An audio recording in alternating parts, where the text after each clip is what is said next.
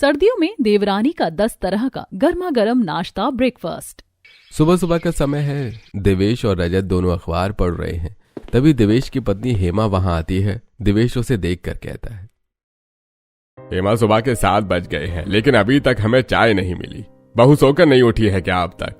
क्या बताऊं जी, जब से ठंड का मौसम शुरू हुआ है सविता 9 बजे से पहले सोकर ही नहीं उठती। भाभी, ठंड तो हमें भी बहुत लग रही है। आप बहू को जगा कर तो देखो ना, हो सकता है कि वो उठकर हमें चाय ही दे दे। ठीक है देवर जी, मैं जाकर सविता बहू को जगाती हूँ। ऐसा कहकर हेमा सविता के कमरे के बाहर दरवाजा खटखटाते हुए कहती है, बहू हो सविता बहू, अरे 8 बज गए हैं, अब तो उठ जा। तेरे ससुर जी को और चाचा ससुर जी को चाय पीना है। माँ जी, आप लोगों को ठंड नहीं लगती है क्या? और इतनी ठंड में मुझे इतनी जल्दी क्यों जगा रही हो? और सभी लोगों को उठने दो, तब मैं उठकर आऊंगी। ये भगवान, ये लड़की तो सुनती ही नहीं है, सिर्फ अपने मन की करती है। ऐसा कहकर हेमा वहां से चली जाती है। तब सविता का पति विनय कहता है, सविता, जब माँ बुला रही है तो तुम्हें जाना चाहिए। आखिर तुम इस घर की बहू हो, तुम्हारी कुछ जिम्मेदारी है। देखिए जी, इतनी ठंड में मुझसे इतनी जल्दी नहीं उठा जाता। मैं तो 1 घंटे बाद ही उठूंगी, समझे? ऐसा कहकर सविता अपना फोन चलाने लगती है। तो वहीं दूसरी तरफ अजय, विजय और अभय तैयार होकर हॉल में आ जाते हैं। अजय कहता है, आज भी भाभी अब तक नहीं उठी क्या? लगता है आज फिर मुझे ऑफिस के लिए देर हो जाएगी। भैया, मुझे और अभय को भी कॉलेज के लिए हमेशा ही देर हो जाती है, क्योंकि नाश्ता ही समय से नहीं मिलता है। वो लोग ये बात कर ही रहे थे कि तभी उनकी तीनों बहनें निकिता, रितिका और सौम्या भी तैयार होकर हॉल में आ जाती हैं और कहती हैं, माँ, भाभी नहीं उठी क्या? जिसको देखो आकर मुझसे ही पूछ रहा है कि भाभी नहीं उठी क्या, जैसे इन लोगों को पता ही नहीं है कि उनकी भाभी कितनी लेट उठती है। वो ये बातें ही कर रहे थे कि तभी सविता उठकर आती है और सभी लोगों को देखते हुए कहती है, उठ गए सभी? चलिए, अब मैं आप लोगों के लिए चाय और नाश्ता बना देती हूँ। भाभी, आज मेरे लिए आप अंडर रोल बना देना। और भाभी, मैंने तो आपसे कहा था ना कि मुझे नाश्ते में पोहा बनाकर दे दिया करो। भाभी, मैं तो उपमा ही खाऊंगी। बहू, मुझसे तो नाश्ते में ये सब नहीं खाया जाता। मुझे और देवेश को तो तू ऑमलेट और पराठा बनाकर ही दे देना। बहू, ठंड में गरम गरम पकौड़े अच्छे लगते हैं, तू मेरे लिए थोड़े पकौड़े बना देना। भाभी, जब आप इतना सब कुछ बना ही रही हो तो मेरे लिए आलू के पराठे बना देना। कर लिया आप लोगों ने अपनी फरमाइशें? अरे ये घर है, कोई होटल नहीं है जो मैं इतनी सारी चीजें बनाऊं। मैं अभी जाकर सभी के लिए पोहा बना देती हूँ, सब लोग वही खाना। सविता रसोई में जाती है और पोहा निकालकर झटपट सभी के लिए पोहा बना देती है और साथ में चाय भी बना देती है और डाइनिंग टेबल पर बैठे सभी को चाय और पोहा देते हुए कहती है, ये रही चाय और पोहा, आप सभी लोग खा लीजिए। सविता, तुम रोज सुबह सिंपल सा बना कर रख देती हो और हमारी फरमाइश तो मैंने आज तक पूरी होते हुए ही नहीं देखी। ये सुनकर सविता गुस्से से अपने कमरे में चली जाती है। अगले दिन दोपहर में सविता अपने कमरे में बैठी हुई टीवी देख रही थी। तभी उसने एक नई डिजाइन की ड्रेस टीवी पर देखी और तुरंत ही अपनी सहेली अस्मिता को फोन लगाकर कहती है, अस्मिता, मैंने बहुत दिनों से शॉपिंग नहीं की, आज मुझे शॉपिंग करना है, तो मैं तुझे दोपहर में मिलती हूँ। तू मेरे साथ चलेगी? हाँ सविता, क्यों नहीं, तू रेडी होकर बाहर आ जाना, मैं 1 घंटे बाद तुझे बाहर ही मिलती हूँ। ओके। अब सविता तैयार होती है और सोफे पर बैठी अपनी सास के पास आकर कहती है, माँ जी, मैं शॉपिंग करने के लिए मार्केट जा रही हूँ, मुझे आने में शाम हो जाएगी। हाँ हाँ बहू, चली जा, लेकिन घर में सब्जियाँ खत्म हो गई हैं, आते आते सब्जियाँ भी लेती आना। ठीक है माँ जी, मैं जरूर ले आऊंगी। सविता अस्मिता के साथ मार्केट निकल पड़ती है। वो मार्केट पहुंचकर अपने लिए कुछ ड्रेस लेती है, उसके बाद कुछ परफ्यूम भी खरीदती है और वो दोनों बाहर खाना खाते हैं और घर वापस आ जाते हैं। जैसे ही सविता घर पहुंचती है तो उसकी सास हेमा कहती है, आ गई बहू, सब्जियाँ लाई है ना तू? अरे माँ जी, वो तो मैं भूल ही गई। तुझे कुछ भी याद नहीं रहता है, सिर्फ अपनी मतलब की चीज याद रहती है। सविता अपनी सास की बातों को टालकर अपने रूम में जाती है और चेंज करके टीवी चालू करती है और टीवी देखने लगती है। ऐसी शाम हो जाती है। तब हेमा सविता के पास जाती है और कहती है, सविता बहू, शाम हो गई है, जल्दी से जाकर खाना बना ले, वैसे भी ठंड में सभी को जल्दी भूख लग जाती है। हाँ हाँ माँ जी, मैं अभी जाती हूँ।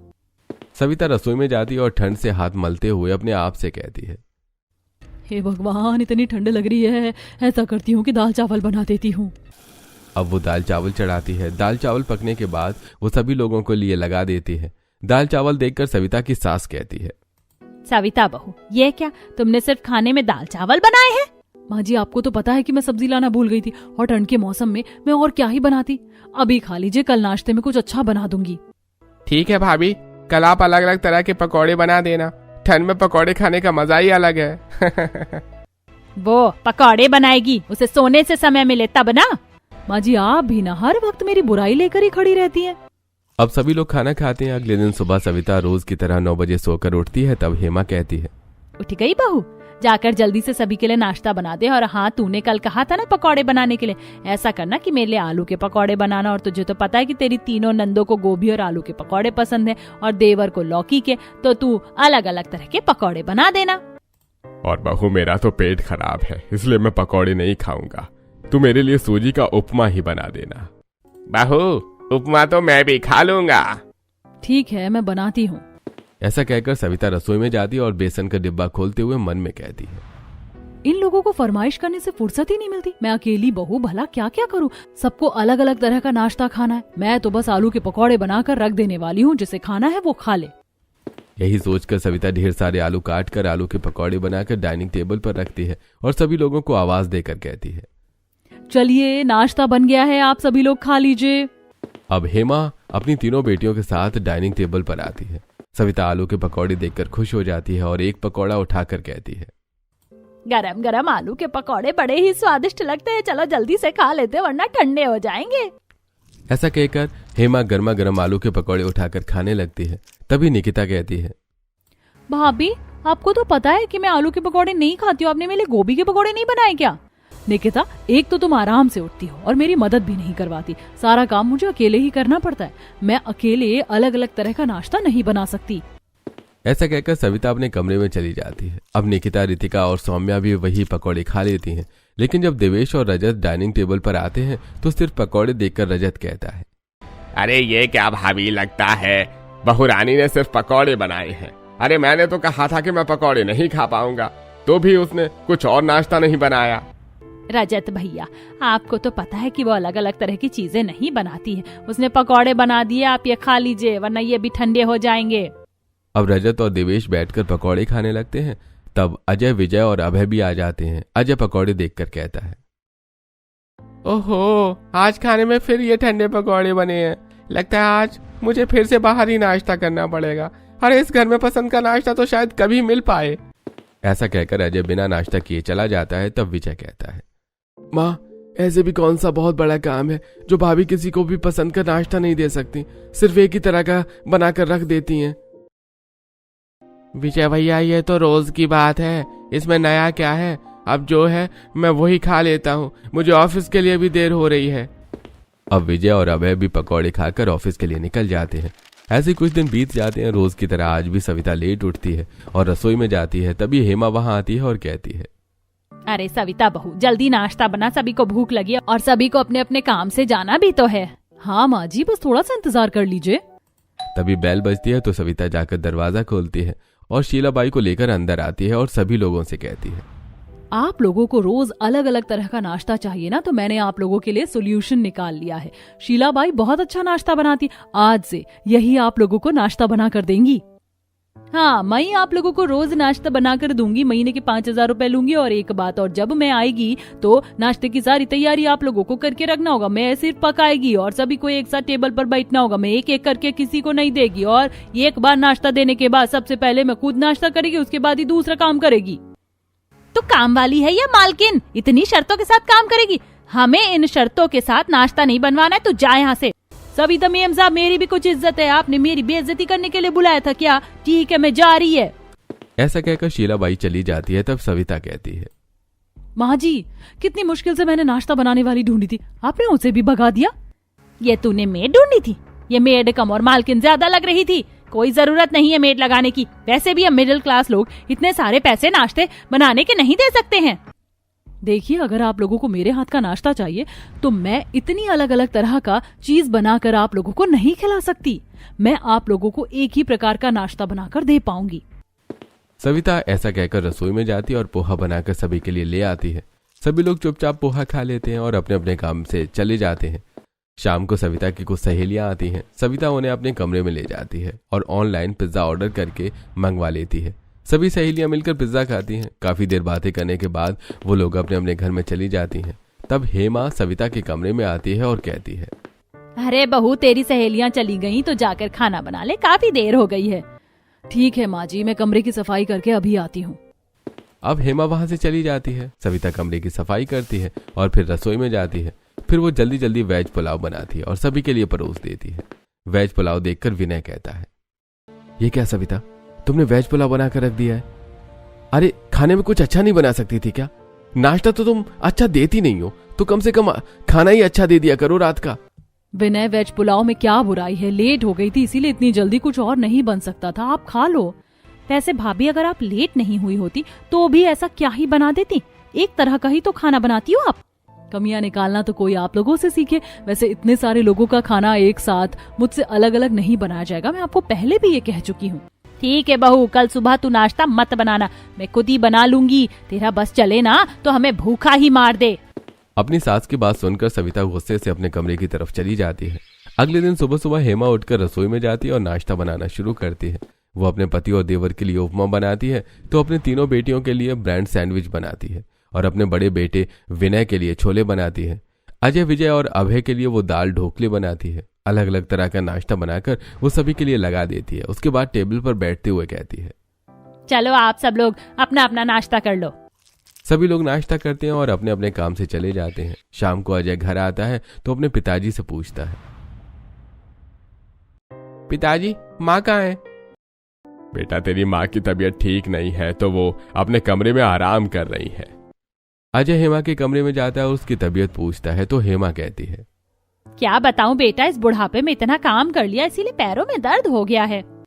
आपको इतना काम करने की क्या जरूरत है?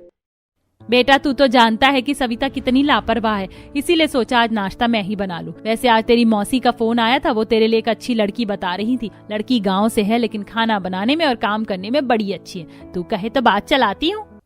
ठीक है माँ, अगर तुम्हें वो लड़की पसंद है तो, और वो हमारे इस घर की जिम्मेदारी उठा सकती है तो तुम शादी के लिए हाँ कर दो। अगले दिन फोन करके हेमा अपनी बहन से बात आगे बढ़ाने के लिए कहती है। 3-4 दिनों बाद ही वो लोग शिल्पा को देखने जाते हैं। शिल्पा सभी को बहुत पसंद आती है और इस तरह शिल्पा और अजय का रिश्ता पक्का हो जाता है और कुछ दिनों के अंदर ही उनकी चटमंगनी और पटब्याह हो जाता है और शिल्पा शादी करके अपने ससुराल आ जाती है। अगले दिन सुबह शिल्पा अपनी सास के पास जाती है और कहती है, माँ जी, आज नाश्ता मैं बना लेती हूँ, बताइए नाश्ते में क्या बनाना है? अरे नहीं नहीं बहू, आज तुम्हारे ससुराल में पहला दिन है, तुम कल से बनाना, आज तुम्हारी जेठानी बना देगी। अब शिल्पा हॉल में बैठकर सभी से बातें करती है। शिल्पा देखती है कि सविता काफी देर बाद सोकर उठती है। उसके बाद सभी लोग उससे अलग अलग तरह के नाश्ते की फरमाइश करते हैं, लेकिन सविता रसोई में जाकर सभी के लिए अंडा रोल बना देती है। मजबूरी में सभी को वही खाना पड़ता है। ये देखकर शिल्पा अपने आप से कहती है, कल से नाश्ता मैं बनाऊंगी और जिसको जो चाहिए नाश्ते में वही बना कर दूंगी। ऐसे ही आज का दिन बीत जाता है। अगली सुबह शिल्पा जल्दी उठ जाती है और हॉल में जाकर देखती है तो उसके सास ससुर बैठे बातें कर रहे थे। शिल्पा को देखकर हेमा कहती है, अरे बहू, इतनी ठंड में तू इतनी जल्दी उठ गई, थोड़ा आराम से उठना था। नहीं नहीं माँ जी, आज मैं आप सबको अपने हाथों से बना हुआ नाश्ता खिलाऊंगी। आप सभी बता दीजिए कि आप लोगों को क्या खाना है, तब तक मैं तैयारी कर लेती हूँ। ये सुनकर रजत, देवेश और हेमा बहुत खुश हो जाते हैं। हेमा कहती है, हाँ हाँ बेटा ठीक है, तू मेरे लिए पोहा बना लेना। बहू, मैंने बहुत दिनों से इडली सांभर नहीं खाए, तो तू हम दोनों भाइयों के लिए इडली और सांभर बना देना। ठीक है माँ जी, तो तब तक मैं ये नाश्ता बना लेती हूँ, फिर बाकी लोग जब उठेंगे तो उनके लिए मैं उनकी पसंद का नाश्ता भी बना लूंगी। शिल्पा रसोई में जाती है तो देखती है कि रसोई में 2 चूल्हे वाला गैस है। ये देखकर शिल्पा अपने आप से कहती है, अरे ये क्या, ये तो सिर्फ 2 चूल्हे वाला गैस है। मैं इतने सारे लोगों के लिए अलग अलग नाश्ता 2 चूल्हे वाली गैस में कैसे बनाऊंगी? अब शिल्पा नाश्ता बनाना शुरू करती है। सबसे पहले वो पोहा बनाकर अपनी सास को देती है। उसकी सास गरम गरम पोहा देखकर खुश हो जाती है और खाने लगती है। फिर वो रसोई में जाती है और गर्मा गर्म इडली और सांभर बनाती है और अपने ससुर और चाचा ससुर को लाकर देती है। वो लोग भी नाश्ता कर लेते हैं। तब तक उसकी तीनों नंदे उठकर आ जाती हैं। उसके पूछने पर निकिता कहती है, भाभी मेरे लिए तो आप ब्रेड सैंडविच बना देना, और भाभी मेरा तो सूजी का हलवा खाने का मन कर रहा है, भाभी मुझे ढोकले बना देना। शिल्पा रसोई में जाती है और सबसे पहले वो ब्रेड सैंडविच बनाकर निकिता को लाकर देती है। फिर सूजी का हलवा बनाती है और रितिका को लाकर देती है। फिर दोबारा रसोई में जाती है और ढोकला बनाते हुए मन में सोचती है, 2 चूल्हे वाला गैस होने की वजह से मुझे नाश्ता बनाने में इतनी देर लग रही है। अगर ये 5 चूल्हे वाला गैस होता तो मैं बहुत जल्दी नाश्ता बना लेती। तब तक विजय, अजय और विनय भी वहां आ जाते हैं। शिल्पा के नाश्ते की पसंद पूछने पर विजय कहता है, मेरे लिए तो आलू के पराठे बना दो। और मेरे लिए ब्रेड ऑमलेट। और हम दोनों भाइयों के लिए तो छोले भटूरे बना दो। अब शिल्पा रसोई में जाती है और आलू उबालने के लिए रखती है। साथ ही वो आटा लगाती है। सबसे पहले वो आलू के पराठे बनाती है और विजय को ले जाकर देती है। उसके बाद वो जल्दी जल्दी ब्रेड ऑमलेट बनाती है और वो अजय को ले जाकर देती है। फिर वो रेडीमेड मटर का यूज करके छोले और भटूरे भी बनाती है और फिर वो विनय अभय को देती है। सभी लोग नाश्ता करके लिविंग हॉल में बैठते हैं। तब तक सविता भी उठकर वहां आ जाती है और ये सब देखकर कहती है, आज तो तुमने सभी को नाश्ता करा दिया, ये तो बहुत अच्छी बात है। अब जब सबको उनकी पसंद का नाश्ता दिया है तो मुझे भी मिक्स वेज पराठा बनाकर दे दो। ठीक है जेठानी जी, आप बैठिए, मैं अभी बनाकर लाकर देती हूँ। शिल्पा रसोई में जाती है और थोड़ी थोड़ी सभी सब्जियों को काट कर उन्हें आटे में मिलाकर मिक्स वेज पराठा और साथ में चटनी भी बनाकर सविता को लाकर दे देती है। सविता भी नाश्ता कर लेती है और फिर अपने कमरे में चली जाती है। तो वहीं हॉल में बैठी हेमा सभी लोगों से कहती है, आज तो बहू ने दिल खुश कर दिया, इतने सारे लोगों को इतनी जल्दी जल्दी उनकी पसंद का नाश्ता बनाकर दिया है। अरे ये बात तो सही है। बहुत दिनों बाद अपनी पसंद का नाश्ता करके बहुत अच्छा लग रहा है। सभी लोग शिल्पा की तारीफ कर रहे थे। तो दूसरी तरफ शिल्पा घर के कामों में लग जाती है।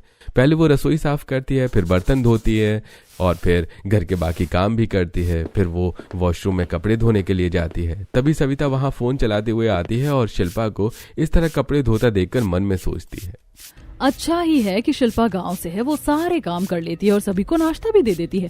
घर वालों को इसकी जितनी तारीफ करना है वो करे, मुझे इससे कोई फर्क नहीं पड़ता, मुझे काम नहीं करना पड़ता, इससे अच्छी क्या बात हो सकती है।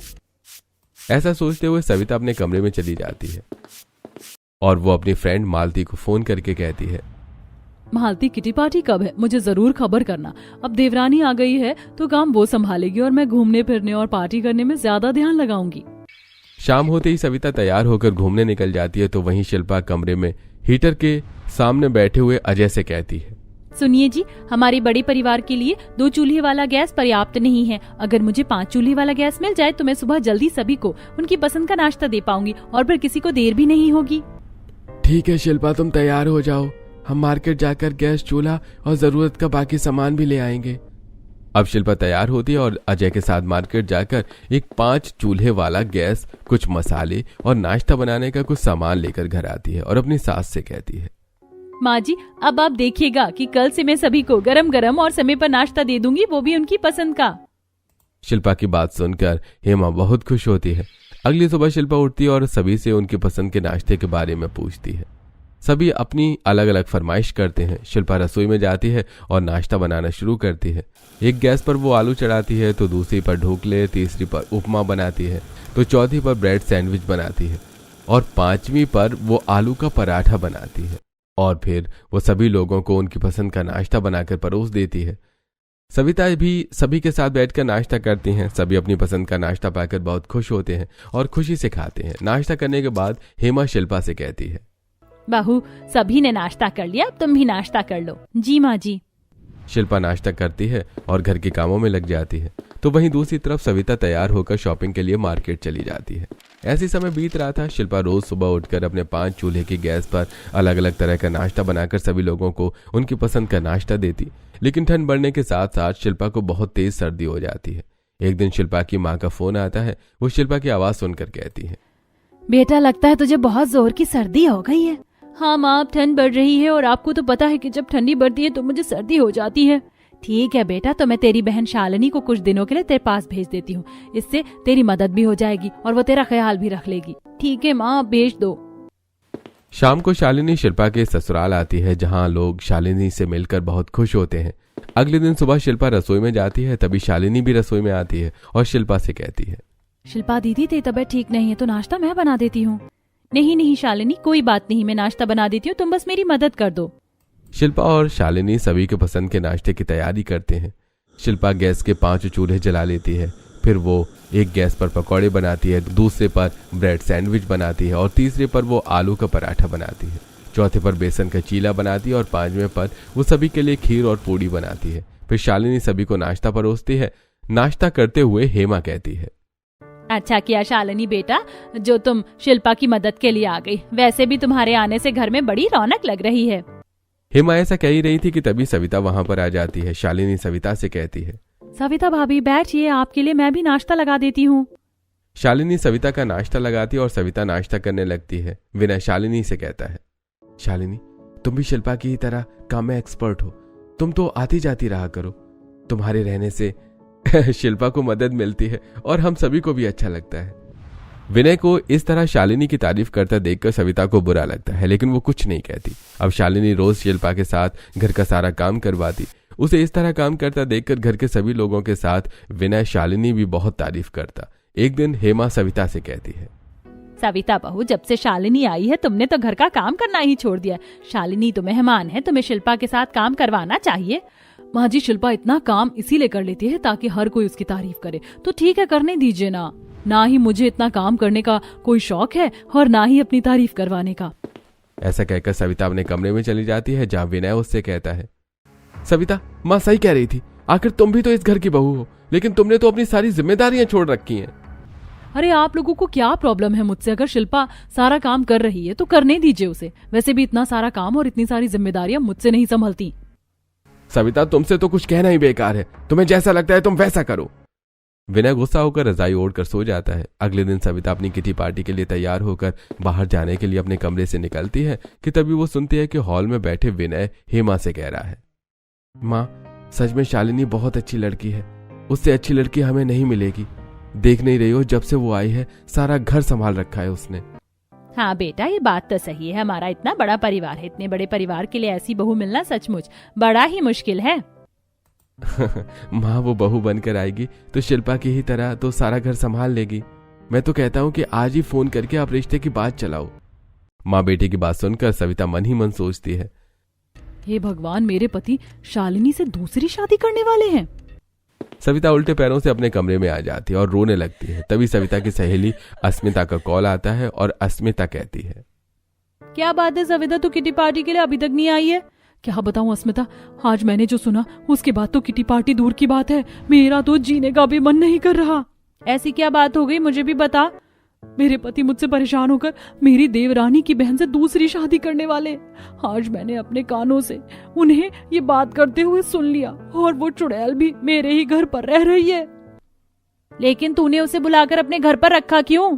यार, तुझे तो पता है कि मुझे घर का काम करना पसंद नहीं है। शिल्पा की थोड़ी तबीयत ठीक नहीं थी तो वो शिल्पा की हेल्प करने के लिए आई थी। देख सविता, ये तो अच्छी बात नहीं है। ऐसे तो तेरी गृहस्थी बर्बाद हो जाएगी। अब बदलने का समय आ गया है। तू आज से ही अपने घर की सारी जिम्मेदारी संभालना शुरू कर दे। अपनी देवरानी से सीख। जैसे उसने सबका दिल जीत रखा है वैसे तुझे भी सबका दिल जीतना होगा। अस्मिता सविता को समझाकर फोन रख देती है। अगले दिन सुबह सविता उठकर रसोई में जाती है और शिल्पा से कहती है, शिल्पा, आज से मैं भी तुम्हारे साथ सारा काम करवाऊंगी। और हाँ, तुम मुझे भी अपनी तरह घर संभालना और अलग अलग तरह का नाश्ता बनाना सिखा दो। ये सुनकर शिल्पा बहुत खुश होती है। शिल्पा और सविता दोनों एक साथ मिलकर सभी को अलग अलग तरह का नाश्ता बनाकर देती हैं और काम करने लगती हैं। और ये देखकर शालिनी निश्चिंत हो जाती है और वापस अपने घर चली जाती है। ऐसे कुछ दिन बीत जाते हैं। एक दिन विनय सोते वक्त सविता की तारीफ करते हुए कहता है, तुमने भी शिल्पा की तरह घर संभालना और नाश्ता बनाना सीख लिया। मुझे बहुत खुशी है कि तुम बदल गई हो। तो फिर आप दूसरी शादी तो नहीं करेंगे ना? शादी? कौन कर रहा है दूसरी शादी? उस दिन मैंने आपकी और माँ जी की बातें सुन ली थी कि आप शालिनी से दूसरी शादी करना चाहते हैं। ये सुनकर विनय जोर जोर से हंसने लगता है और कहता है, अरे शालिनी से दूसरी शादी मैं नहीं करना चाहता, बल्कि चाचा जी के बेटे की शादी की बात कर रहे थे हम दोनों। ये सुनकर सविता खुश हो जाती है और इस तरह शिल्पा और सविता मिलजुल कर काम करते हैं और खुशी खुशी रहने लगते हैं।